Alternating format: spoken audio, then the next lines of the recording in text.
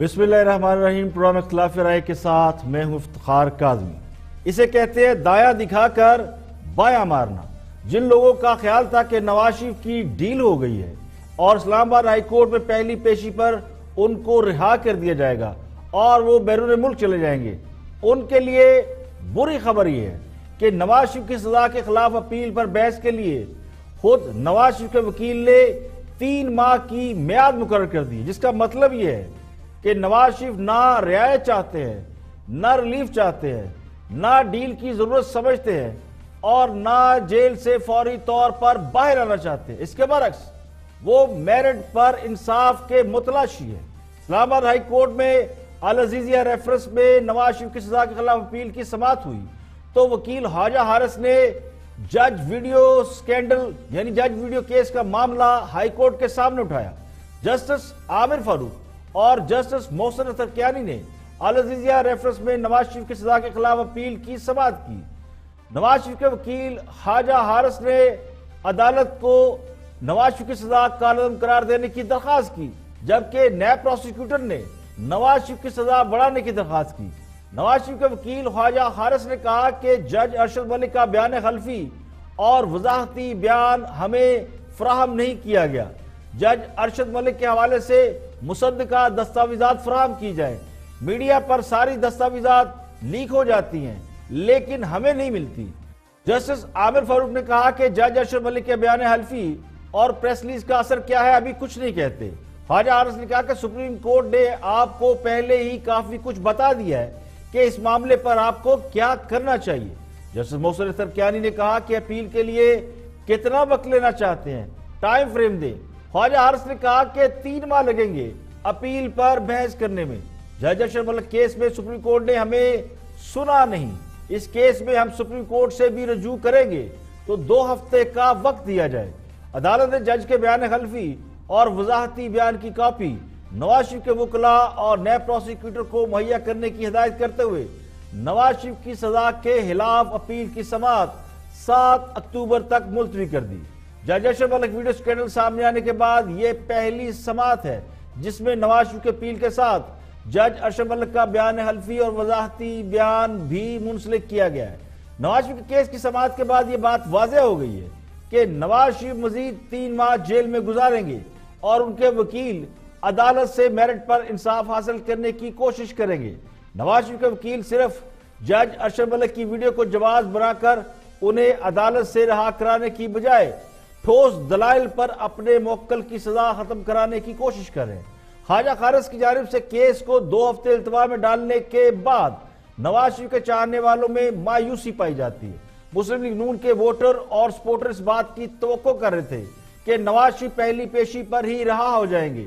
नवाज शरीफ के वकील केस की असर नो समाअत का मुतालबा करेंगे, लेकिन ख्वाजा हारिस की जानिब से इल्तवा की जब दरखास्त की गई तो नवाज शरीफ के वकील पर बहुत जबरदस्त तनकीद शुरू हो गई है। खुद लीगी कारकुनान इस बात पर गम और गुस्से का इजहार कर रहे हैं कि ख्वाजा हारिस ने दलाइल मुकम्मल करने के लिए आखिर 3 माह का वक्त क्यों मांग लिया। तो यह की जा रही थी कि ख्वाजा हारिस जज अरशद मलिक के बयान हल्फी और प्रेस रिलीज में किए गए इतराफ जुर्म की बुनियाद पर नवाज शरीफ को फौरी तौर पर रिहा करने की इस्तदा करेंगे, लेकिन इसके बरक्स वो तफसीली बहस के लिए मजीद वक्त मांग रहे हैं। तो ख्वाजा हारिस के करीबी जराए के मुताबिक ख्वाजा हारिस ने नवाज शरीफ के अपील के लिए तकरीबन 5000 सफ़ात तैयार कर रखे हैं और वो उन पर तफसीली बहस करना चाहते हैं।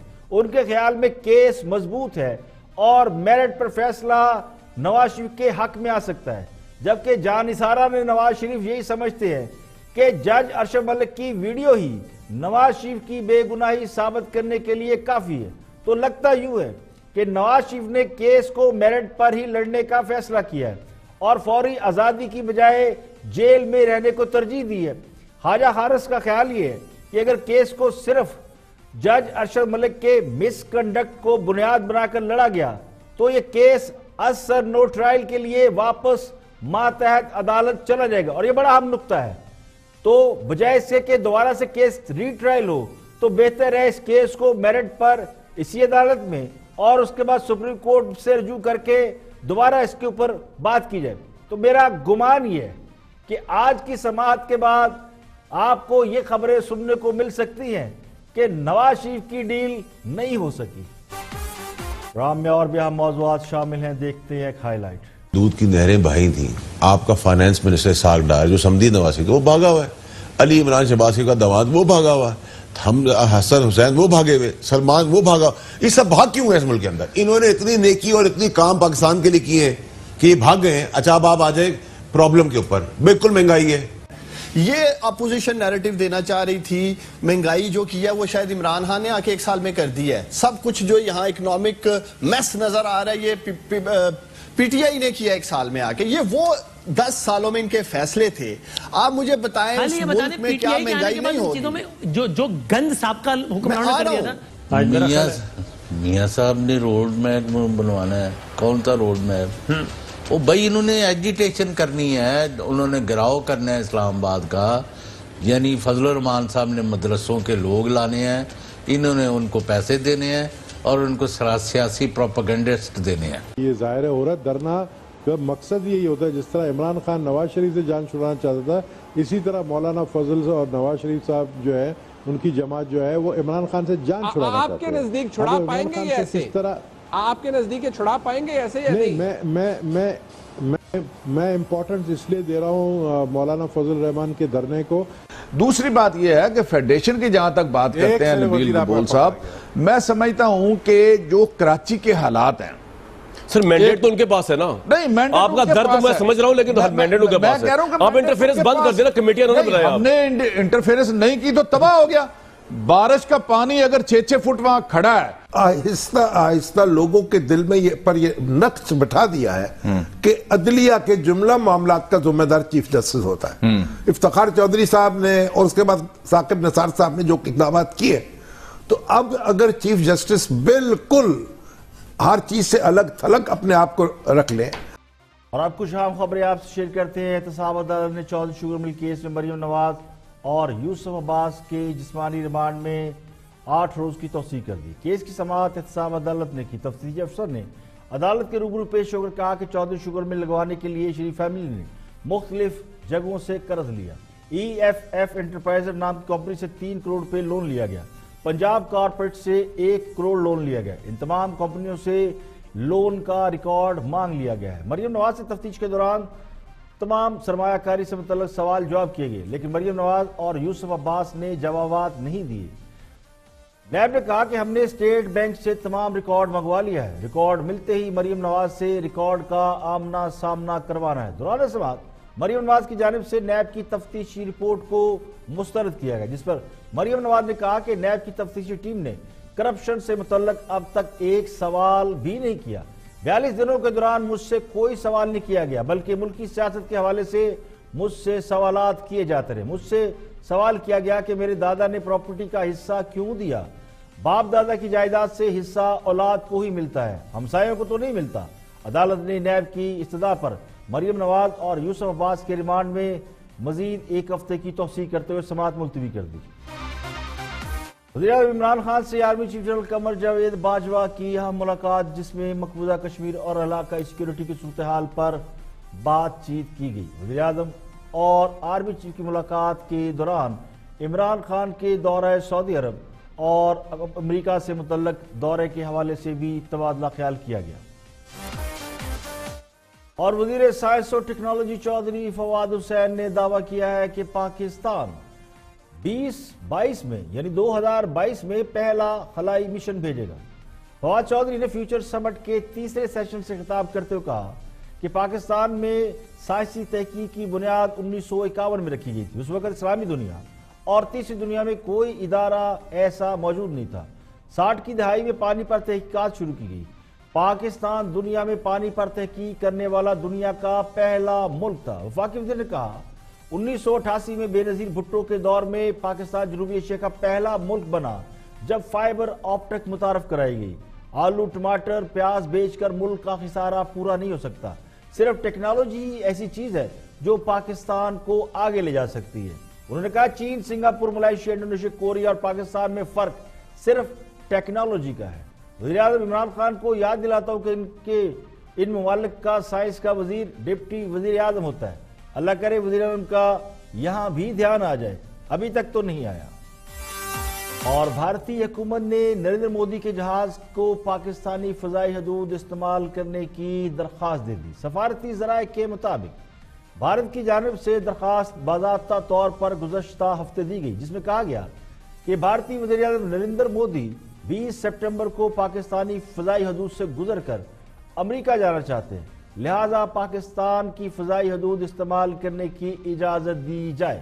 حکومت پاکستان کی جانب سے ابھی تک اس کا باضابطہ جواب نہیں دیا گیا۔ اور سب سے پہلے بات کریں گے پنجاب میں بچوں کے اغوا اور زیادتی کے بعد قتل کے واقعات میں اضافہ ہو گیا۔ وزیر اعلیٰ پنجاب جناب عثمان بزدار صاحب چونیا میں بچوں سے زیادتی اور اس کے بعد ان کے بے ایمانہ قتل نے پوری قوم کو دہلا کے رکھ دیا ہے۔ 1.5 سال پہلے قصور میں ننھی زینب سمیت کئی کم سن بچیوں کو اسی طرح موت کی نیند سلا دیا گیا تھا۔ آج پھر وہی قصور ہے اور اس کے گرد و نواح کا علاقہ ہے۔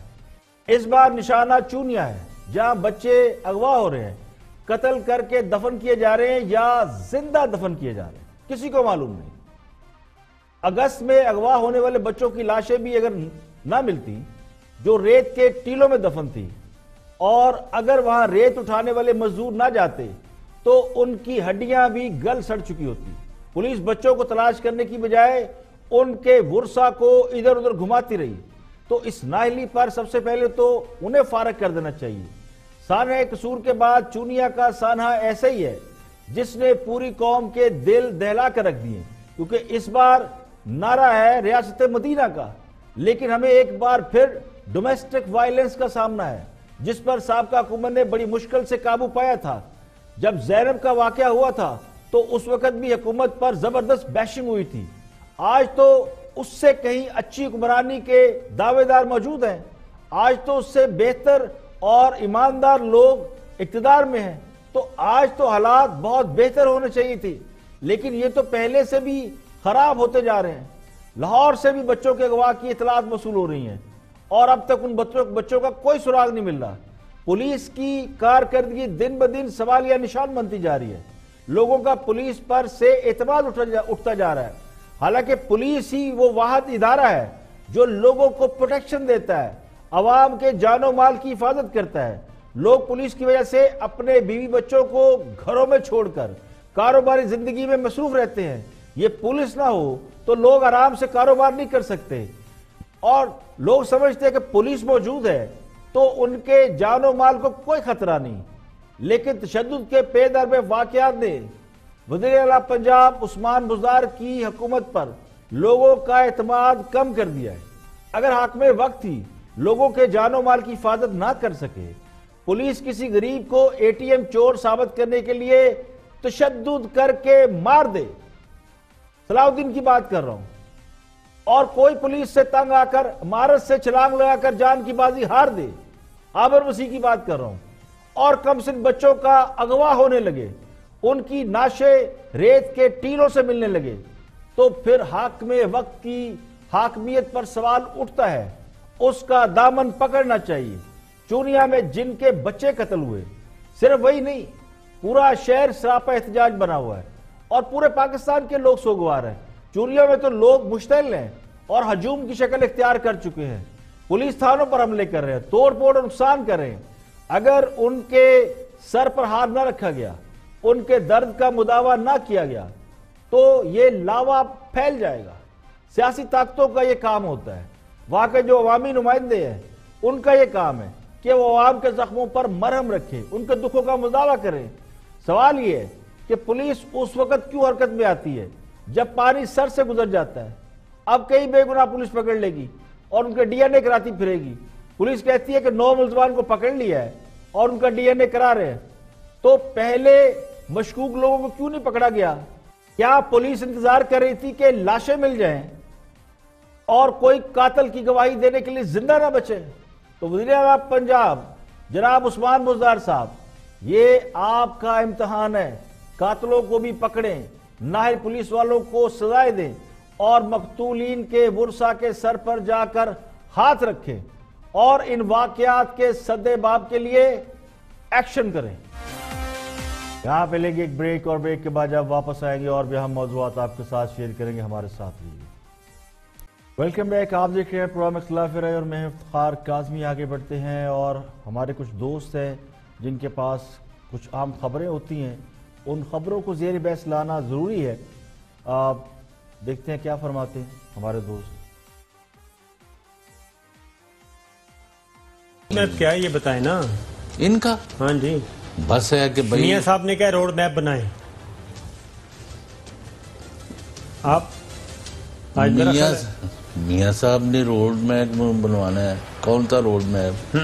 وہ بھائی انہوں نے ایجیٹیشن کرنی ہے، انہوں نے گراؤ کرنا ہے اسلام آباد کا، یعنی فضل الرحمان صاحب نے مدرسوں کے لوگ لانے ہیں، انہوں نے ان کو پیسے دینے ہیں اور ان کو سیاسی پروپیگنڈسٹ دینے ہیں، اور لیکن یہ وکٹ غلط پر کھیل رہے ہیں۔ میں نے پہلے بھی کہا تھا ناموس رسالت کو استعمال نہ کریں صلی اللہ علیہ وسلم۔ صورتحال یہاں تک ہوئی ہے کہ وہ کہتے ہیں کہ پہلے مولانا فضل الرحمان صاحب سے معاملات طے کیے جائیں 2 اور 2 4 کی طرح، اور سٹیج کہاں لگنا ہے، تقریریں کیا کرنی ہیں، تقریروں کا کنٹینٹ کیا ہے، اور ہماری ریڈ لائن کیا ہوگی کہ اس لائن سے آگے نہیں جانا۔ اب مولانا شہباز شریف صاحب نے اور خواجہ آصف صاحب نے انہوں نے ان کو کہا کہ دیکھیں اگر خدا نہ خواستہ ماشاء اللہ لگ گیا تو حالات بہت خراب ہو جائیں گے۔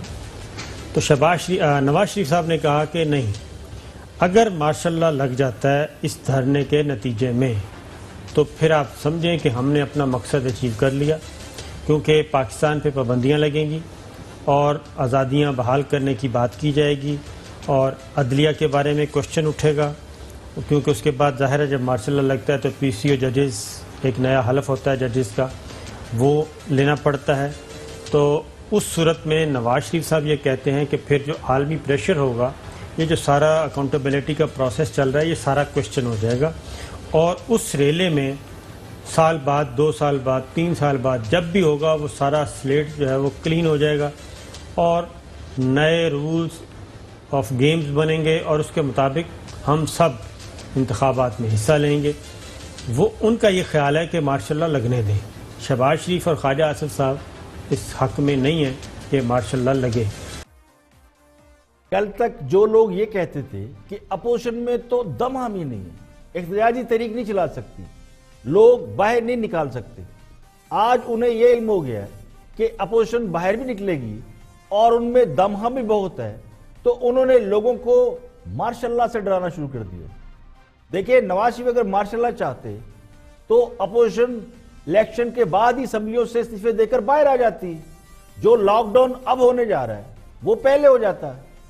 اپوزیشن کی تمام جماعتیں یہ سمجھتی تھیں اور اب بھی سمجھتی ہیں کہ الیکشن شفاف نہیں ہوئے، انجینئر تھے، لوگ اس وقت غصے میں تھے، سڑکوں پر نکلنے کو تیار تھے، لیکن جو سیاسی قیادت ہے اپوزیشن کی اس نے کوئی رسپانس نہیں دیا۔ نواز شریف نے کوئی کال نہیں دی کہ سڑکوں پر نکلو، مولانا تو اس کے بعد بھی لوگوں کو سڑکوں پر لے کر باہر نکلتے رہے، اور انہوں نے بہت بڑے بڑے جلسے اور مارچ کیے۔ مسلم لیگ یا پیپل پارٹی میں سے کسی قیادت نے سیاسی حالات خراب کرنے کی کوشش نہیں کی۔ قائدین کی گرفتاریوں کے باوجود کیا کسی سیاسی جماعت نے کوئی ہڑتال کی کال دی، کوئی تحریک چلانے کی بات کی؟ کسی نے بھی نہیں کی، بلکہ کارکنوں نے اپنے تئیں باہر نکلنے کی کوشش کی تو اسے بھی قیادت کی طرف سے روک دیا گیا۔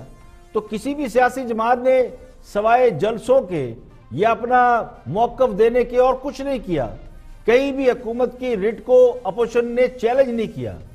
تو اس کی سب سے بڑی وجہ یہی تھی کہ دونوں بڑی سیاسی جماعتیں جو اقتدار میں رہی ہیں، جن پر بہت ایلیگیشن ہے کہ کرپشن کی یا لوٹ کے کھا گئی، صرف مسلم لیگ نون نہیں، پیپل پارٹی بھی، تو دونوں جماعتیں یہ سمجھتی ہیں کہ اگر سیاسی انتشار بڑھا تو جمہوریت کی بساط لپیٹی جا سکتی ہے اور تیسری قوت کو مداخلت کا موقع مل سکتا ہے۔ تو اپوزیشن جماعتوں نے صرف جمہوری سسٹم کو جاری رکھنے کی خاطر کوئی مزاحمت کی تحریک نہیں چلائی، حتیٰ کہ اس بات پر اتفاق تھا کہ الیکشن شفاف نہیں۔ آپ کو یاد ہوگا کہ اس کے اوپر ایک کمیشن بھی بنا تھا تحقیقات کا، لیکن پھر بھی اس کی تحقیقات پر زور نہیں دیا، یعنی اپوزیشن نے الیکشن کی تحقیقات پر آج تک اس کو ایشو نہیں بنایا اور اس پر زور نہیں دیا۔ وجہ کیا تھی؟ کہ ماحول خراب نہ ہو. حکومت کو کام کرنے کا پورا موقع دیا. اب حکومت یہ نہیں کہہ سکتی کہ اپوزیشن نے ہمیں کام کرنے کا موقع نہیں دیا. اب اپوزیشن یہ سمجھتی ہے کہ حالات اتنے خراب ہیں, اگر اب بھی انہوں نے آواز بلند نہ کی تو پھر جمہوری عمل خطرے میں پڑ سکتا ہے. پیپلز پارٹی کے رہنما نبیل قبول گفتگو کر رہے ہیں. اس موضوع کے حوالے سے دیکھتے ہیں کیا فرماتے ہیں.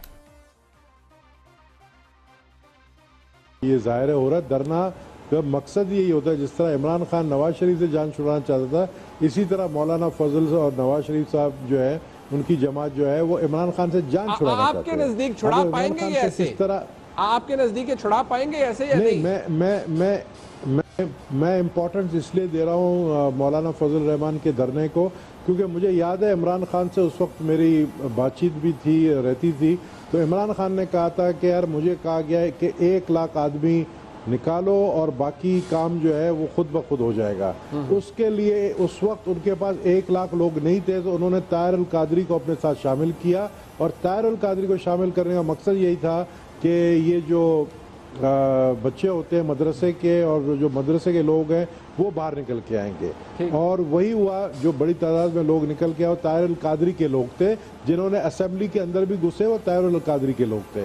ابھی مولانا فضل الرحمان کے بعد اپنے مدرسے کے بچے ہیں جو انہوں نے پچھلے دنوں آپ نے دیکھا پشاور میں اتنا بڑا ریلی میں نے کبھی بھی پاکستان کی تاریخ میں جو بھٹو صاحب نے یا بے نظیر شہید نے کیا تھا, لیکن اس کے بعد میں نے اتنا بڑا ریلی نہیں دیکھا.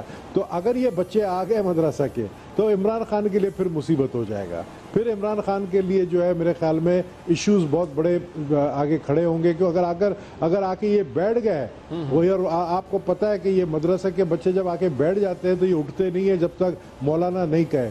تو پھر مجھے آگے آنے والے دن جو میں تو بار بار یہ بات کہہ رہا ہوں کہ 2020 میں مجھے عمران خان اپنی کرسی پہ نظر نہیں آ رہے ہیں, اور اس کی وجوہات مولانا فضل الرحمان صرف نہیں ہے, اس کی وجوہات بہت سارے ہیں. تو میں سمجھتا ہوں کہ عمران خان صاحب بھی اب سمجھ چکے ہیں کہ معاشی حالات بھی ایسے ہو گئے ہیں, انٹرنیشنلی حالات ایسے ہو گئے ہیں, اور پھر اگر ہم پیپلز پارٹی والے کہہ رہے ہیں کہ آپ قدم بڑھاؤ مولانا فضل الرحمان, ہم آپ کے ساتھ ہیں. اس کا فیصلہ کل ہم کریں گے کہ ہم اس کے ساتھ نکلتے ہیں نہیں نکلتے. کل ایک میٹنگ ہے, کل فیصلہ ہو جائے گا, پتہ چل جائے گا. ویسے عمران خان صاحب کو اگر آپ 2020 میں نہیں دیکھ رہے تو پھر آپ کیا دیکھ رہے ہیں؟ یہ سوال آتا ہے میرے پاس, آپ کیا دیکھ رہے ہیں پھر؟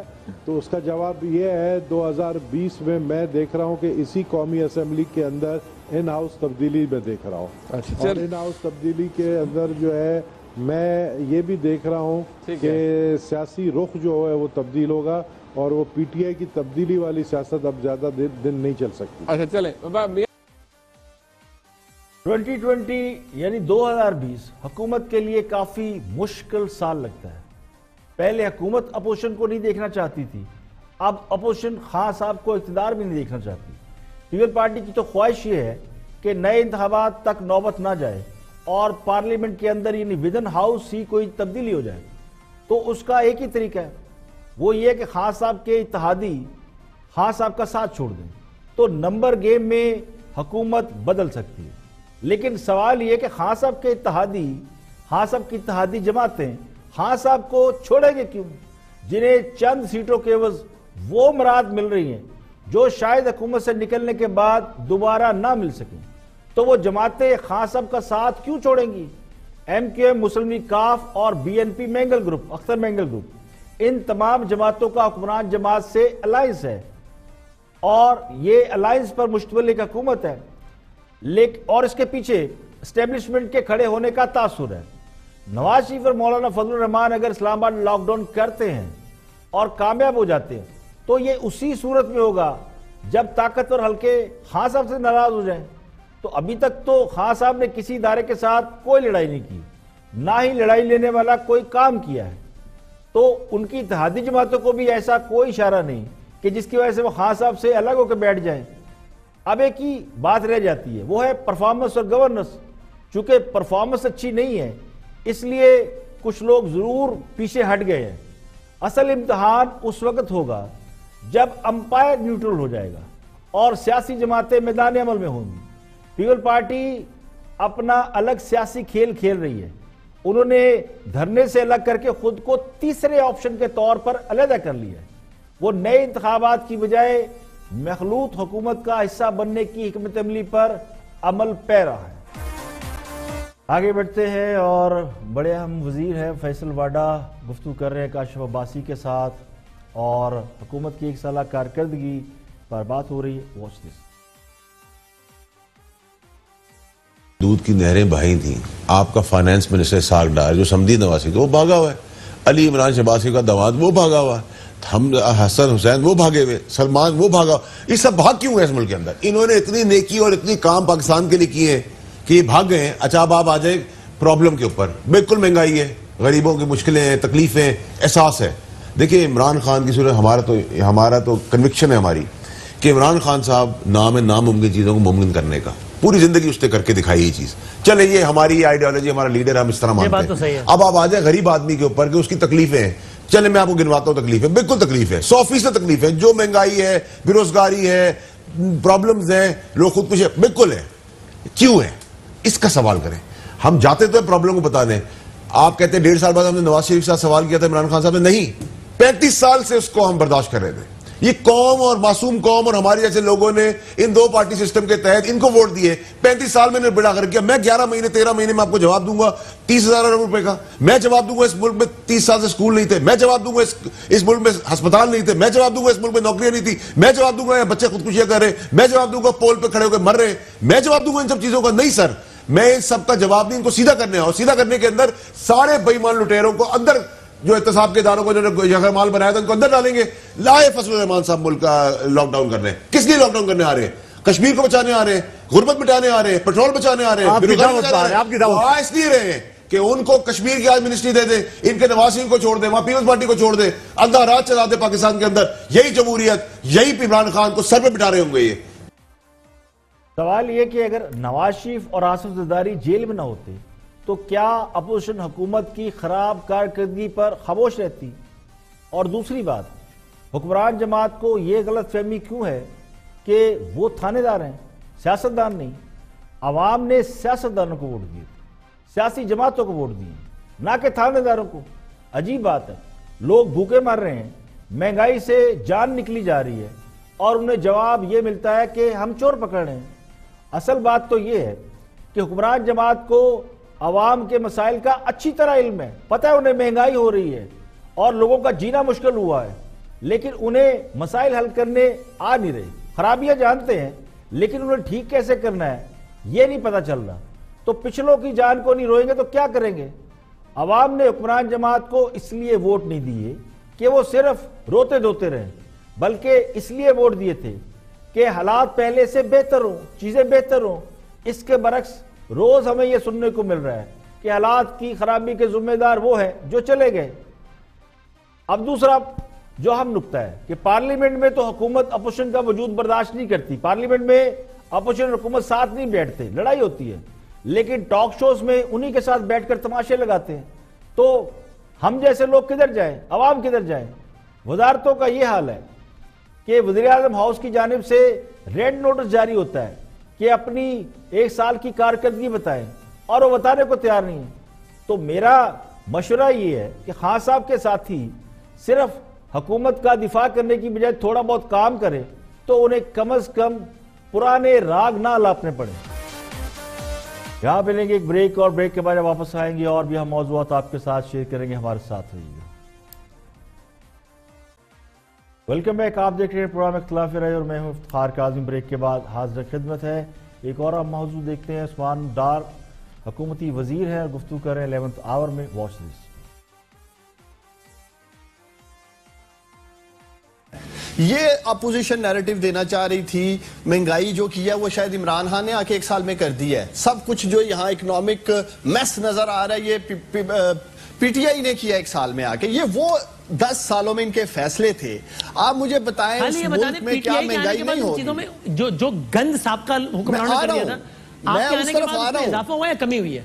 मैं अब बेहतरी की तरफ हम जा रहे हैं। 1 साल जो मुश्किल साल था वसीम वो गुजर गया। आप मुझे बताएं जिस मुल्क की एक्सपोर्ट 5 साल पिछले नहीं बढ़ी उसमें क्या महंगाई नहीं होगी? जिस मुल्क का तरी ही करंट अकाउंट डेफिसिट हो तकरीबन $2 बिलियन का पर मंथ, $20 बिलियन के करीब था, अब $13.5 बिलियन पे आ गया है। तरी ही ट्रेड डेफिसिट था $37 बिलियन का। قرضے تری ہی لیے گئے تقریباً $100 بلین کے، خسارہ 2000 ارب کا چھوڑا. یہ ساری ایک لمبی فہرست ہے. پبلک سیکٹر کا یہ دونوں مہمان یہاں بیٹھے ہیں. مجھے کوئی ایک ادارہ یہ بتا دے پبلک سیکٹر کا پچھلے 35 سال یہ دونوں جماعتیں اس ملک میں رہی ہیں، کوئی ایک چھوڑ کے گئے ہوں جو نفع بخش ہو. تو یہ وہ تمام چیزیں تھی جن کا سامنا تھا. سرکلر ڈیٹ جو 1200 ارب کا چھوڑا ہے وہ کوئی عمران خان کی حکومت چھوڑ کے نہیں گئی، بجلی پہ ہی نہیں گئی، وہ سرکلر ڈیٹ ہے جس کو ختم کرنے کی کوشش کر رہے ہیں. گیس کے اوپر جاتے جاتے جو 142 ارب روپے کے قریب یہ چھوڑ کے گئے آخری سال میں. یہ وہ ساری تل حقیقتیں ہیں جو ہم قوم کے سامنے رکھ رہے ہیں، قوم کو بتا رہے ہیں. آج کیا ہو رہا ہے؟ آج آپ کا کرنٹ اکاؤنٹ ڈیفیسٹ نیچے آ چکا ہے. آج آپ کی امپورٹ جو کہ انہوں نے کنزمپشن لیڈ اکانومی چلائی اس ملک میں، جس گروتھ کا یہ رونا روتے ہیں جی بڑی گروتھ ہوئی ہے پی ایم ایل این کے دور میں، اس کو کنٹرول کر رہے ہیں. 22% نیچے آئی ہے. 8% آپ کی ایکسپورٹ اوپر جا چکی ہے. 19 لاکھ. اور امپلائمنٹ کتنی بڑی ہے؟ کتنے لوگوں کو روزگار دیا آپ نے؟ اب ذرا عام آدمی کی زبان میں بات کر لیتے ہیں. روزگار کتنا بڑا ہے؟ 1 کروڑ دینا تھا اپنے 5 سال میں نا. دیکھیں انشاءاللہ تعالیٰ جب 5 سال پورے کریں گے 1 کروڑ 1 نوکری گنا کے جائیں گے. گھبرائے نہیں، گھبرائے نہیں. ابھی 4 سال پڑے ہیں. دیکھیں یہ پہلا سال. دیکھیں جو 1 سال میں کچھ نہیں کر سکے، جن کا دعویٰ تھا کہ پہلے 3 ماہ میں ڈائریکشن سیٹ کر دیں گے، جن کا دعویٰ تھا کہ اور کچھ نہ کر سکے تو پہلے سال میں اداروں کے اندر ریفارمز کر دیں گے، جن کا یہ بھی دعویٰ تھا کہ اور کچھ نہ کر سکے تو کم از کم پولیس اور تعلیم کا نظام ہی بہتر کر دیں گے، جن کا یہ بھی دعویٰ تھا کہ بیرون ملک سے $200 ارب لائیں گے اور خان صاحب $100 ارب قرض داروں کے منہ پہ ماریں گے اور باقی کے $100 ارب سے اکانومی ٹھیک کریں گے. جو یہ کہتے تھے کہ آئی ایم ایف کے پاس جانے کی بجائے خودکشی کر لیں گے، اور پھر آئی ایم ایف کے پاس کس طرح گئے یہ سب کو پتہ ہے. جن کا یہ دعویٰ تھا کہ دنیا بھر سے ایکسپرٹ تیار بیٹھے ہیں انہیں پاکستان لائیں گے، تو کیا وہ 5 سال کا انتظار کر رہے ہیں؟ جنہوں نے یہ کہا تھا کہ سرمایہ کاری کے دریا بہا دیں گے، وہ 1 سال میں یہ کام نہیں کر سکے جو 1 سال میں ہو سکتا تھا، تو پھر 5 سال میں کون سا تیر مار لیں گے؟ اسی لیے تو کہتے ہیں کہ پوت کے پاؤں پالنے میں نظر آ جاتے ہیں. تو 1 کروڑ نوکریاں اور 50 لاکھ گھروں کے دعوے پر کون یقین کرے گا؟ ابھی تک تو سمت کا تعین نہیں ہو سکا. 50 لاکھ گھر تو تب بنیں گے جب ان گھروں کو خریدنے والا موجود ہوگا، جب 50 لاکھ خریدار موجود ہوں گے. عام لوگوں کے لیے تو گھر چلانا مشکل ہو گیا ہے. وہ نیا گھر کہاں سے خریدیں گے؟ کاروبار ہوگا، بازار میں خریدار ہوگا تو کام چلے گا. اگر مہنگائی اس لیے بڑھی، یہ جو بھی عثمان ڈار نے کہا کہ مہنگائی بڑھنے کی وجہ کیا ہے، کہ پچھلے ادوار میں بجٹ خسارہ بہت زیادہ تھا، ایکسپورٹ بہت کم تھی. تو آج اگر بجٹ خسارہ کم ہو گیا اور بقول حکومت ایکسپورٹ بھی بڑھ گئی ہے تو پھر مہنگائی میں کمی کیوں نہیں ہو رہی؟ تو 1% کمی کر دیں تاکہ لوگوں کو پتہ چلے کہ کوئی بہتری آئی ہے. اگر ایکسپورٹ بڑھنے اور خسارہ کم ہونے سے مہنگائی کم نہیں ہو رہی تو اس کا مطلب یہ ہے کہ مہنگائی کی وجہ کوئی اور ہے، اور بنیادی وجہ شاید نااہلی ہے. اب بات کرتے ہیں کچھ کراچی کے حوالے سے اور سندھ حکومت کے حوالے سے. وفاقی حکومت نے سندھ میں آرٹیکل 149 کے تحت سندھ کے اختیارات کی بات کی تھی. اس کے بعد بہت بحث و مباحث ہو رہا ہے، اور وفاقی حکومت نے یہ انیشیٹو کیوں لیا اور کیا چاہتی ہے فیڈرل گورنمنٹ. گفتگو کر رہے ہیں محمود الرشید. دوسری بات یہ ہے کہ فیڈریشن کی جہاں تک بات کرتے ہیں نبیل قبول صاحب، میں سمجھتا ہوں کہ جو کراچی کے حالات ہیں، سر مینڈیٹ تو ان کے پاس ہے نا. نہیں، آپ کا درد تو میں سمجھ رہا ہوں، لیکن مینڈیٹ ان کے پاس ہے. آپ انٹرفیرنس بند کر دینا، کمیٹیاں انہوں نے بنایا. ہم نے انٹرفیرنس نہیں کی تو تباہ ہو گیا. بارش کا پانی اگر 6-6 فٹ وہاں کھڑا ہے، اور گندگی اور تعفن اور وہ شہر کے جو نظارے آپ ہی اپنے ٹیلی ویژن کے اوپر اس کے دکھاتے ہیں کلپس، لوگوں کو مینڈیٹ دیا، وہاں پر لوگوں نے مینڈیٹ دیا ہے تو پھر پرفارم کریں.